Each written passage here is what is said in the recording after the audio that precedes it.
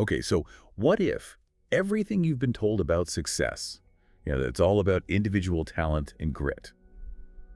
What if that's only half the story? Welcome to the Gist and Gab podcast. Today we're really digging into Malcolm Gladwell's Outliers. I have to say, this book seriously shifted how I think about high achievement. Oh, absolutely. It's a brilliant read, isn't it? Gladwell, he doesn't just give you these standard success stories. He really pulls back the curtain, shows you how much things like culture, family, and just, well, unique life experiences actually shape success. Uncovering those hidden dynamics behind tech giants like Bill Gates or, yeah, even sports legends. It's fascinating stuff. Totally. It makes this incredibly compelling case that we often miss how much someone's background, their specific circumstances really matter. It's not just who they are, but where they come from, the opportunities that, land in their lap. And that's pretty much where he kicks things off, right? With this concept he calls the Matthew effect. Yes, exactly, the Matthew effect. And it's rooted in that idea that, well, those who already have certain advantages tend to get more opportunities. It creates this kind of compounding effect. It's named after that biblical verse, for unto everyone that hath shall be given. Basically, advantages snowball. Initial ones, often kind of overlooked, just build and build. And the example he uses to illustrate this is just so clear, the one about Canadian hockey players. He talks about Roger Barnsley's research, finding this really stark pattern connected to when players were born. Basically, if you were born early in the year, January, February, March, you were way more likely to end up in the elite leagues. Precisely. Because the cutoff date for age group hockey meant kids born earlier were just, well, physically bigger and more mature than the kids born later in the same year group. And that small physical edge early on, it meant they got picked for better teams, got better coaching. It just snowballed. So it wasn't necessarily about more innate talent right from the start, but this unearned advantage based purely on birth month. Right. So Gladwell's main point here, if I'm getting it, is that we often chalk success up to pure personal merit, hard work and talent alone. But actually, these hidden advantages, like cultural factors or even just arbitrary cutoff dates, play a massive role. Yeah. The big takeaway isn't just that advantages compound, though that's part of it. It's recognizing these often invisible starting lines. Makes you rethink how we set things up, systems-wise. It really does make you wonder, doesn't it? Where else might these arbitrary cutoffs be affecting opportunities, maybe in your own life or your industry? It definitely does. It really pushes back against that pure meritocracy story we often tell ourselves. And building on that whole idea of preparation needing opportunity, Gladwell then gets into probably his most famous concept, the 10,000-hour rule. Ah, yes, the 10,000-hour rule. It's everywhere now, isn't it? But people often get it wrong. I think they oversimplify it. So when Gladwell talks about it, what's the key thing people miss? And how does he connect it back to the opportunity to even get those hours in? That's a really good point. Because it's not just about mindlessly putting in 10,000 hours. It's about deliberate practice, focused effort. And the core idea is that reaching true mastery, world-class level, takes roughly that amount of intense work. But the crucial insight, and this links back to the Matthew effect, is that his outliers, these exceptional people, almost always had some kind of extraordinary opportunity, often tied to a specific time and place. That's what allowed them to accumulate those hours. Right, like Bill Joy, the co-founder of Sun Microsystems. Yeah. His story is a perfect example. He just happened to stumble upon this amazing computer center at the University of Michigan with basically unlimited access to cutting-edge time-sharing systems, back when that was incredibly rare. Gladwell literally says the key to his development is that he stumbled across that nondescript building on Beale Avenue. Without that lucky break, that access, who knows? Exactly. Or think about the Beatles. We see them as raw, natural talent, right? But Gladwell points to their time in Hamburg.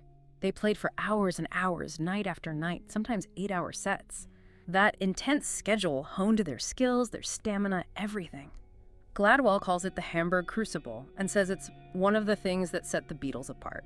It wasn't just playing gigs, it was like a super intense practice boot camp. And Bill Gates, of course, another classic example. Genius programmer, sure. But he also got access to computers and programming way, way earlier than almost anyone else his age. Right. I mean, think about it. Bill Gates got to do real-time programming as an 8th grader in 1968. That was practically science fiction back then for most kids. Right. So their success, as Gladwell puts it, was not just of their own making. It was a product of the world in which they grew up. It really drives home that practice is key, but opportunity unlocks the door to that practice. Absolutely. Practice makes perfect, but you need the chance to practice first. So, from mastery through practice, Gladwell then takes this interesting turn to talk about intelligence itself. Chapters 3 and 4, The Trouble with Geniuses. Oh, this part really made me pause. He argues that intelligence, like IQ, seems to have a kind of threshold. He suggests that somewhere around an IQ of 120, having a higher IQ doesn't necessarily translate into significantly greater real-world success. Intelligence has a threshold, he says. It's like being tall helps in basketball, but once you're over, say, 6'5", being 7'5" doesn't automatically make you a better player than someone who's 6'8", but has way better skills, right? Other things become more important. That's a great analogy. It's a powerful point he makes. And he illustrates it by contrasting Chris Langan, a guy with an absolutely off-the-charts IQ like 195, with Robert Oppenheimer, the physicist who led the Manhattan Project. Langan, despite his incredible brain power, had this really tough upbringing, extreme poverty, difficult family life, and he lacked what Gladwell terms practical intelligence. Basically, the street smarts, the social skills, the know-how to navigate institutions like universities or workplaces effectively. Langan himself said, "To this day, I haven't met anybody who was as poor when they were kids as our family was." Yeah, it's kind of tragic, really, all that raw intellect. But he couldn't make the system work for him. He kept running into walls. Oppenheimer, on the other hand, came from a wealthy, supportive family. He clearly had high intelligence too, but he also possessed that practical intelligence. He knew how to talk his way through situations, charm people, navigate complex social environments. He even managed to talk his way out of serious trouble in university, something Langan probably couldn't have done. And Gladwell connects this to research by sociologist Annette Leroux on parenting styles. She found differences between how affluent and working-class families raise their kids. Affluent families often practice concerted cultivation, actively managing their kids' lives, fostering assertiveness, teaching them how to question authority figures and negotiate, whereas working-class and poorer families often adopt a style Leroux calls accomplishment of natural growth, giving kids more independence but maybe not explicitly teaching them those skills for dealing with institutions. So it's not just about IQ, it's about having the skills and the confidence to make your intelligence work in the real world, which often comes from your upbringing, your environment. Exactly. It really challenges us to think beyond just test scores, doesn't it? What kinds of intelligence do we actually value and nurture? It's a critical point, and Gladwell keeps exploring these external factors with the story of Joe Flom, the big-shot lawyer from Skadden, ARPS. Flom's career becomes a case study for 3 surprising lessons about success. Right. The first lesson is kind of counterintuitive: the importance of being Jewish in mid-20th century New York law. Back then, the established white shoe law firms were pretty waspy and often discriminated against Jewish lawyers. They wouldn't hire them for the prestigious corporate work. So these excluded lawyers had to take the work nobody else wanted, like hostile takeovers and litigation, which, guess what, turned out to be incredibly lucrative decades later when corporate raiding took off. So being shut out actually forced them into a niche that later exploded. Pretty much. As Gladwell says, it's not that those guys were smarter lawyers, it's that they had a skill that they had been working on for years that was suddenly very valuable. Their disadvantage became an advantage because of timing. Wild. Okay, so what's the second lesson from Flom? Demographic luck. Flom was born in the 1930s during the Great Depression. Now that sounds bad, but it meant he was part of a relatively small generation. So compared to the baby boomers who came later, he faced less competition for spots in good schools, like New York City's excellent public schools back then, and later for jobs. His parents' generation faced the Depression head-on. His generation benefited from the recovery and expansion. It was just a lucky time to be coming of age. Interesting. So cohort size matters. And the third lesson? The third lesson connects back to his family's background, the garment industry. Many Jewish immigrants in New York, including Flom's parents, worked in the garment trade. And Gladwell argues this work was incredibly meaningful. It was complex, required skill, offered autonomy, and crucially, there was a direct link between effort and reward. You worked harder, you made more. Right. This wasn't soul-crushing factory work. It fostered an entrepreneurial mindset, problem-solving skills, a strong work ethic. Gladwell calls it a boot camp for the professions, arguing it gave their children, like Flom, a cultural advantage. So these 3 things facing discrimination that pushed him into a growth area, being born in a demographically lucky period, and inheriting a valuable work ethic from his parents' industry, all converge to create this incredible opportunity for someone like Joe Flom. It really emphasizes the context. But, some critics might say focusing so much on luck demographic or otherwise kind of downplays personal effort and agency. How does Gladwell square that? Does he just ignore hard work? No, I don't think he ignores it at all. That's a common misreading, I think. He's not saying Flom wasn't smart or didn't work hard. Of course he did. What Gladwell's doing is showing that hard work and talent interact with the environment. They need the right conditions to really pay off big. He's highlighting the structure, the context, the runway that allows that effort to take flight. It's not either, it's both.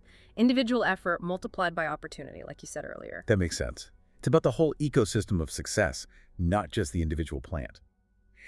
And speaking of deep-rooted factors, he then takes us somewhere completely different to Harlan, Kentucky, to talk about cultural legacies. Yeah, this chapter is intense. He dives into the history of these incredibly violent family feuds in Appalachia, like the Howard Turner feud. And he argues this violence wasn't random. It stemmed from a culture of honor brought over by Scotch-Irish settlers. In this culture, your reputation, your manhood was everything, and you had to defend it fiercely, sometimes outside the law. Gladwell writes, "The Howard Turner feud was driven by a culture of honor that prioritized personal reputation over community law. It was deeply ingrained." It's pretty shocking to read about. And the really striking part is how long these cultural patterns can linger. He mentions that research by psychologists Cohen and Nisbet, done much more recently, found that young men from Southern backgrounds, where this culture of honor is historically stronger, still reacted more aggressively to insults and experiments compared to Northern men. Exactly. It shows how these legacies persist, even when the original conditions are gone. Gladwell's quote sums it up. "Cultural legacies are powerful forces. They have deep roots and long lives." It makes you think about the invisible scripts we all operate under, based on where we come from, doesn't it? Things that shape our reactions without us even realizing it. Definitely. It's a powerful reminder that history and culture are living things within us. And he builds on this idea of cultural influence in a really dramatic way in the next chapter, connecting it to, well, plane crashes, the ethnic theory of plane crashes. Yeah, this one always controversial, but so thought-provoking. He looks at aviation accidents, particularly involving Korean Air in the 1990s. He details the crash of Korean Air Flight 801 in Guam in 1997. There were multiple factors: a tired captain, bad weather, but Gladwell focuses on the communication in the cockpit. He argues that because of Korea's high power distance culture, meaning a strong deference to authority, the junior officers were hesitant to speak up directly or challenge the captain, even when they saw problems.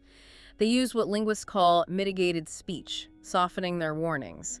Like the co-pilot saying, "Captain, the weather radar has helped us a lot," which was a very indirect way of saying maybe we should rely on the radar more because this approach is risky, wasn't assertive enough. And that subtle communication style, born from cultural norms about hierarchy, had devastating consequences in a high-stakes environment like flying. He also mentions Avianca Flight 052 briefly, another crash linked to communication issues stemming from cultural factors, that reluctance to be direct with superiors. Right. And the positive side of the story is how Korean Air addressed this. They made huge changes. They prioritized English fluency for all pilots, English being the international language of aviation and maybe less cultural-related for them.